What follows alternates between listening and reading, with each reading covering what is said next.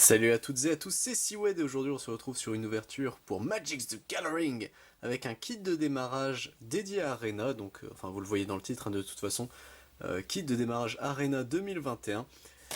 Je me suis dit écoutez, autant profiter, ça change des bundles, c'est bon, c'est deux decks préconstruits qui servent normalement, attendez, on le voit ici, une meilleure façon d'apprendre à jouer tout à fait. Donc nous avons un deck vert noir et un deck bleu et rouge.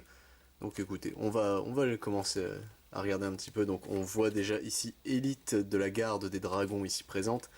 Et c'est quoi? C'est Invocateur de Cyclone ici à droite. Ok, bon, je pense pas que ce seront des cartes extrêmement fortes. Généralement, les kits de démarrage, c'est vraiment de l'apprentissage. Il y a quelques cartes à sauver quand même, mais c'est pas non plus grandiose. C'est vraiment pour apprendre aux nouveaux joueurs, quoi. Donc écoutez. Donc ici nous avons le kit. Ça, c'est du coup Innistrad. J'ai toujours un doute, ce logo. C'est le logo des Arpenteurs, si je me... enfin des Planeswalkers, si je me souviens bien. Mais j'ai toujours un doute. Hop, donc sur les côtés, étonnamment, il n'y a rien. Ma partie préférée, ils ont mis des trucs. C'est décevant. Et du coup, à l'arrière, donc vous voulez découvrir Magic, tout ce dont vous avez besoin pour votre première partie de Magic the Gathering se trouve ici. Équipez-vous pour Magic avec deux decks de 60 cartes contenant chacun 5 cartes rares, ok, ainsi qu'un code pour qu'un ami et vous puissiez les recevoir dans Magic Arena, donc le jeu en ligne Magic. Le tutoriel interactif en ligne vous fera découvrir les bases et vous serez prêt à combattre en un rien de temps. Effectivement, alors c'est con, mais oui, c'est vrai que le Magic Arena, le tutoriel est quand même très bien fait, ça me rappelle un peu Hearthstone dans ce cas-là. Donc nous avons deux decks de 60 cartes prêtes à jouer, attention. Un guide pour le jeu Magic, le code du coup pour Magic Arena, et deux boîtes de decks, alors je pense que c'est des boîtes en carton.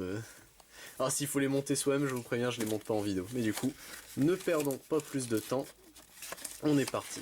Hop, on le dépiote.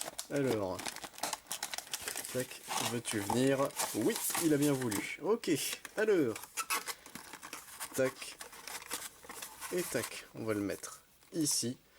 Alors, donc ça c'est le petit guide de démarrage, donc bon, je pense qu'on va passer rapidement dessus. Hein. Oh, quand même l'illustration, Liliana est quand même extrêmement classe. Hein.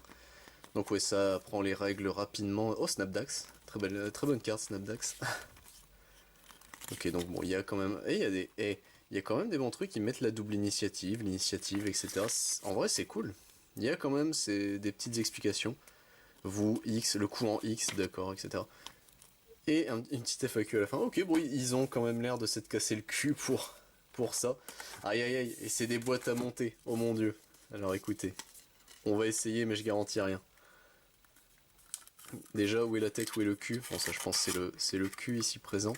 Ici présentement. Hop, tac.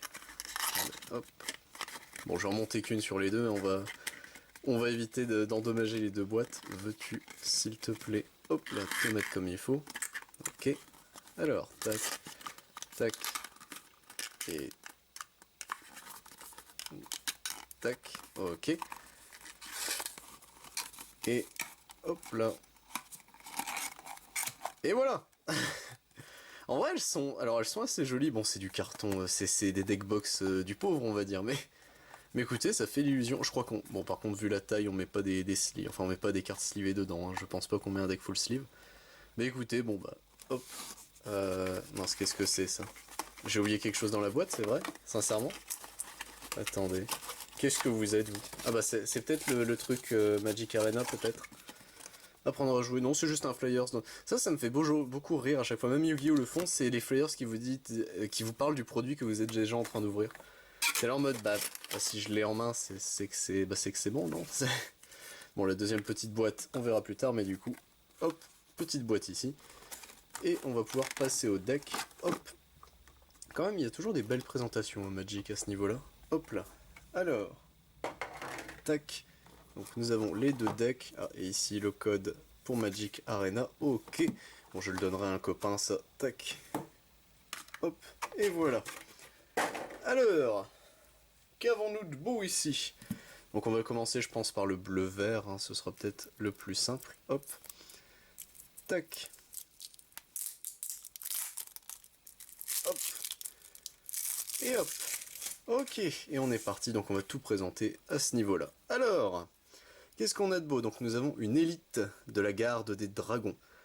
Sorcellerie, donc à chaque fois que vous lancez un sort ou que vous lancez ou copiez un sort d'éphémère ou de rituel, mettez un marqueur +1/+1 sur l'élite de la garde des dragons. Pour 6, dont 2 verts, doublez le nombre de marqueurs +1/+1 sur l'élite des dragons. Ok, bon, c'est... Pour 2, elle arrive pour 2 à chaque fois qu'on joue. En vrai, pour un deck contrôle, elle peut être bien, je pense. Il y a peut-être moyen, après pour 6, c'est rare que... Je pense que c'est plus, à force, elle va stacker ses compteurs. Donc en vrai, c'est pas une carte dégueu non plus. Hop, le limon d'Oran-Rief. Donc pour 3, quand le limon d'Oran-Rief arrive sur le champ de bataille, mettez un marqueur +1/+1 sur une créature ciblée que vous contrôlez. À chaque fois que le limon d'Oran-Rief attaque, mettez un marqueur +1/+1 sur chaque créature attaquante avec un marqueur +1/+1 sur elle. Ok, donc il peut se mettre le compteur à lui-même, ça c'est déjà bien. Ici nous avons un Balotte Plaque Rock. Donc il a le kick 2, donc si on paye pour son coup de kick, il a un effet en plus. Ce sort ne peut pas être contrecarré, c'est bien. Défense talismanique et célérité. Si le Balotte Plaque Rock a été kické, il arrive sur le champ de bataille avec 4 marqueurs +1/+1. Est-ce que du coup, au total, donc son coup de kick c'est 3, et c'est une 7, 3, 7, donc en gros pour 10 c'est une 10-10 célérité, défense talismanique qui peut pas être contrée. Ok, c'est bon, pourquoi pas. La faucheuse tranchante, elle est très belle. Vol, piétinement, payez 3 points de vie, renvoyez la faucheuse tranchante depuis votre cimetière dans votre main, n'activez cette capacité que si vous avez si vous avez fait arriver un ange ou un berserker sur le champ de bataille sous votre contrôle ce tour-ci. Ok, donc pour 5, c'est une 5-3 vol piétos. Bon, c'est bof. Hein. L'Asmodée, alors Asmodée, l'archifiliélon, ok. Donc créature légendaire, diable et dieu, il a le pacte si vous deviez piocher une carte, exilez la carte du dessus de votre bibliothèque face cachée à la place. Donc pour 3, piochez cette carte. Pour 1, renvoyez toutes les cartes exilées par Asmodée l'archifilion dans la main de leur propriétaire et vous perdez autant de points de vie. Ok. Je le trouve pas terrible, ce monsieur. Peut-être je vois pas le potentiel, mais en tout cas je ne suis pas fan. Un vampirien du coup de Donjons et Dragons. Hop. Spectre des Marèmes. Un autre spectre des Marèmes. Un autre vampirien, ok. Tac. Le maître chien de Carfel. Ok. Je l'avais jamais vu ce monsieur enchanté. Fin de l'oubli. Un dragon noir du coup de Donjons et Dragons, ok. Donc vol, souffle acide. Quand le dragon noir arrive sur le champ de bataille, une créature ciblée qu'un adversaire contrôle gagne -3/-3. Ok. On en a 2, c'est cool. Colonie de Scuride, donc une des cartes écureuil. Elle a la portée, la colonie de Scuride gagne +2/+2 tant que vous contrôlez au moins 8 terrains. Ok. Et on en a 3. On en a 3. Survivant intrépide. Hop. Du Zendikar, ça non? Je crois. Je ne sais pas. Ok. La brute de Murasa. En fois combien? Allez, moi je dirais en x4. Ah, en x3. La puissance de Murasa. Hop. La morsure enragée. Donc un rituel. Étendue sauvage en ébullition, non, en évolution, donc ce qu'on appelle des fauches, c'est-à-dire que vous sacrifiez, enfin vous l'engagez, vous sacrifiez le terrain, enfin l'étendue, et vous allez chercher un terrain de base et vous le mettez engagé à la place, ça permet de réguler son mana, bon, ça arrive engagé.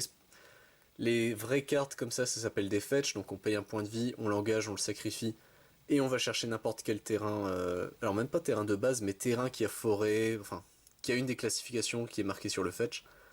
Là, l'étendue sauvage, c'est n'importe quel terrain de base. Donc en vrai, pour débuter, c'est quand même bien d'avoir ce qu'on appelle des fauches du coup. Et on en a combien? Eh, on en a pas mal. Surtout qu'elle est très jolie en plus, cette étendue. Ok, je pense qu'après, ce sont les terrains. Donc des marais en veux-tu, en voilà. Et les forêts du coup. Ok. Et du coup, bon, il y a le petit token pour vous apprendre à jouer. Hop, bloqué attaquant. Ok, bon. Ça, c'est pas le truc le plus utile du monde. Hop, tac. Oui, c'est vrai que j'ai pas précisé, mais l'élite est du coup en foil, comme pour l'invocateur de cyclone. Hop, tac. Alors, hop, et hop, voilà. Alors, on est parti. Du coup, l'invocateur de cyclone, donc pour 7 dont 2 bleus. Alors, quand l'invocateur de cyclone arrive sur le champ de bataille, si vous l'avez lancé depuis votre main, renvoyez tous les permanents dans les mains de leurs propriétaires, excepté les géants, les sorciers et les terrains. Ok.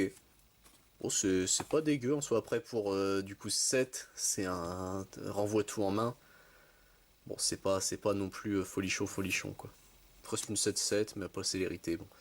Flagelleur mental, donc pour 5. Domination de monstre. Quand le flagelleur mental arrive sur le champ de bataille, acquérez le contrôle d'une créature ciblée tant que vous contrôlez le flagelleur mental. Ok. Donc pour 5, c'est un truc qui vole une créa adverse. C'est ok. L'ami front cassé. Alors, célérité, il a la vantardise 1. Vous pouvez faire passer la force de base d'Arni front cassé à 1, plus la force la plus élevée parmi les autres créatures que vous contrôlez jusqu'à la fin du tour. N'activez cette capacité que si cette créature a attaqué ce tour-ci et qu'une seule fois par tour. Ok. Du coup, ouais, lorsqu'elle est déclarée attaquante, avec la vantardise, elle devient 1 mais prend la force la plus élevée parmi toutes les créatures. Ok, bon, c'est pas dégueu. C'est ok. Surtout pour 3, ça va. Le porteur de calamité. Si une source géant que vous contrôlez devait infliger des blessures à un permanent ou à un joueur, elle inflige à la place le double de ses blessures à ce permanent ou à ce joueur. Ok, vu que c'est un géant. Ok, lui il est bien par contre.